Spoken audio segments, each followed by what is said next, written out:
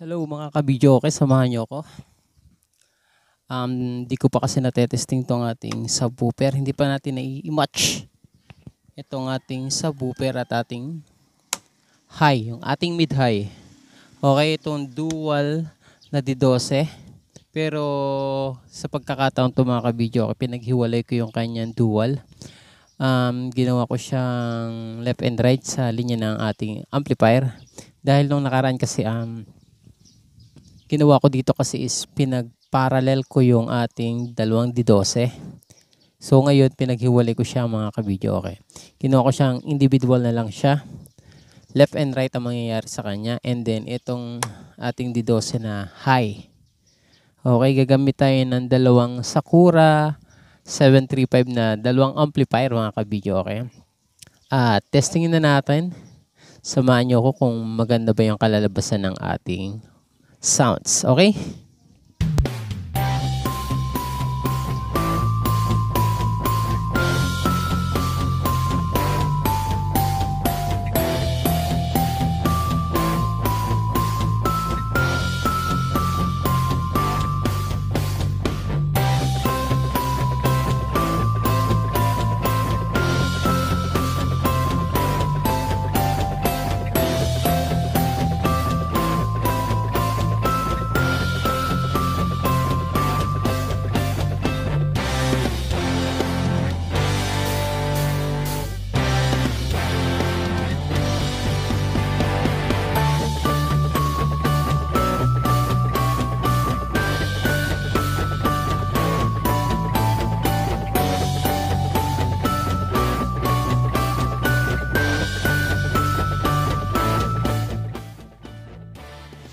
So ito na nga mga kabidyo ko yung ating speak on na gagamitin sa ating subwoofer. Yan, pinaghiwalay ko siya. Meron na tayong left and right. Ayan.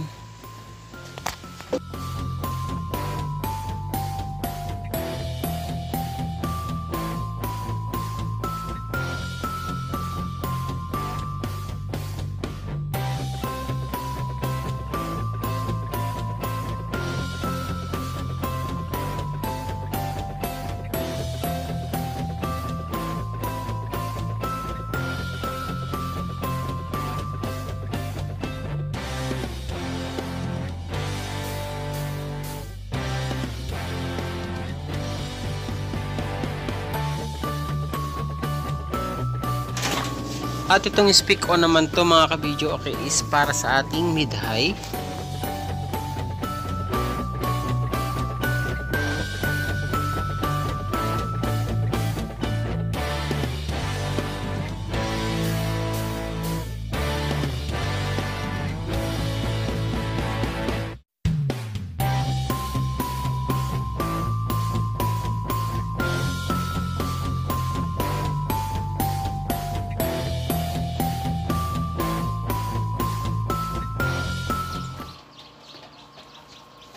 Ako na to.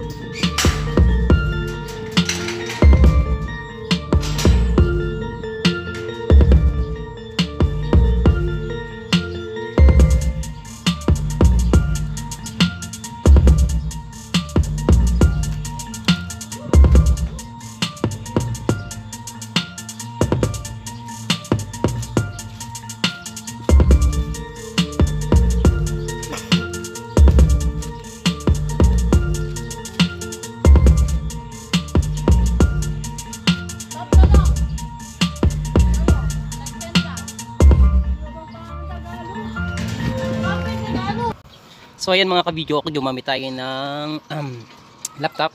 Pamplay natin, sana lang hindi ako makopyright dahil nakalagay sa kanya screen is non-copyright. Kaya lang sana totoong hindi siya copyright. Tinanggal ko na yung ating keyboard dahil medyo walang dating yung kanyang tugtog, kaya gumamit tayo ng laptop. Sana nga walang copyright. So ito na nga mga kabidyo, okay. Itong ating amp na to na nasa ibabaw is Sakura 735. Ang nakalinya dyan na speaker is itong ating sub na D12. Dual siya, kaya lang pinaghiwalay natin yung kanyang speaker. Left and right, nilagay rin natin sa amplifier ng ating left and right. And then yung ating high, itong ating high mga kabidyo, okay, is naka parallel siya at dual speaker with tweeter. Yan, naka-mono lang yung ating high dahil isa lang yung ating available na high. And then ito nasa box na to mga kabidyo, okay, is 735 din siya na merong player. Hindi ko na siya natanggal kasi madami siya tatanggaling abubot, kaya sinama ko yung kanyang box kasi pang video okay natin yan. Okay, pakita ko lang yung kanyang loob. At ang laman niya mga kabidyo, okay, is 735 nga. Dalawang 735 ang ginamit natin.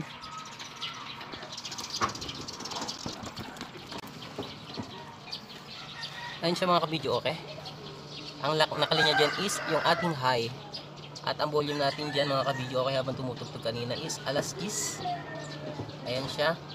At ang ating EQ is, ayan, sa ating EQ music is naka alas 12 yung bass. And then yung treble niya is naka alas 2. Mas maganda sana kung meron siyang mid, kaya lang wala siyang mid para sa ating sounds, para mas malagapak yung ating sounds. So yung ating sub naman mga kabidyo, okay, is patay yung ating treble, and then yung ating low or bass is nakalauna siya mga kabidyo, okay. Okay, magpatugtog ulit tayo.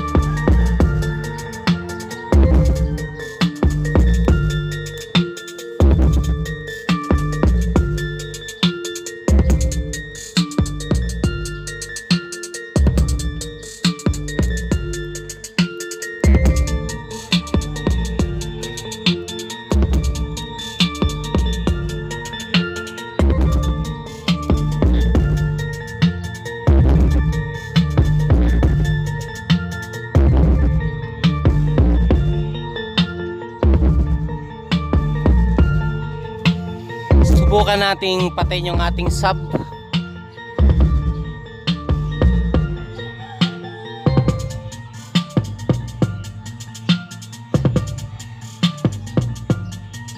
High lang ang tumutunog mga kabidyo, okay. Okay, on natin yung ulit yung ating sub.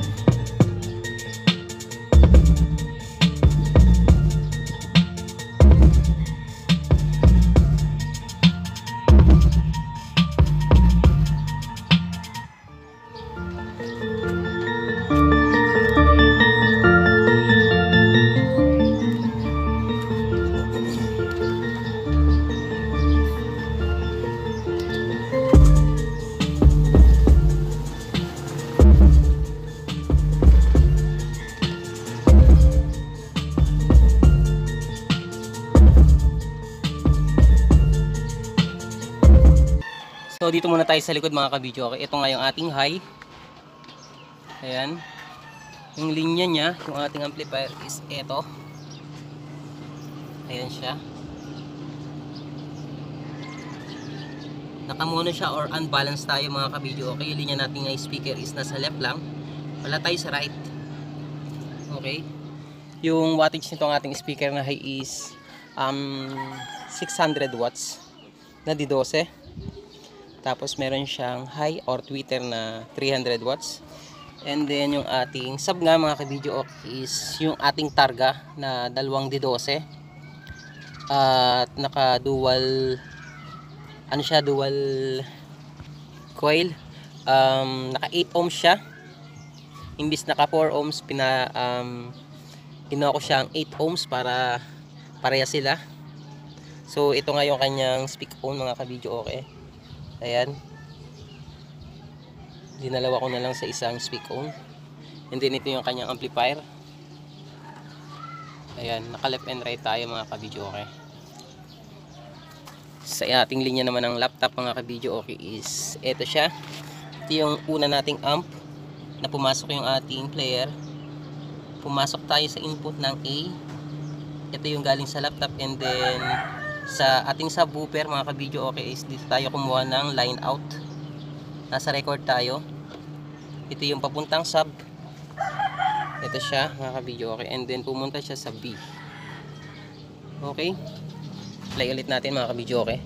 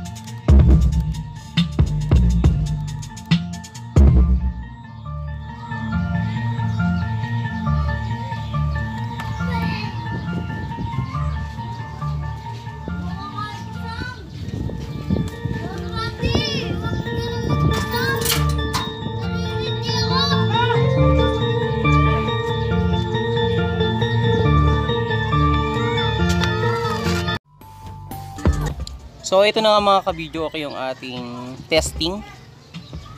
Dahil ngayon ko lang na sila na-match yung ating sub and then yung ating mid-high. So sa pagtutugtog namin natin is okay naman yung kanyang bayo. Maganda yung kanyang dating. Sana lang hindi ako na-copyright sa song na to mga ka-video okay.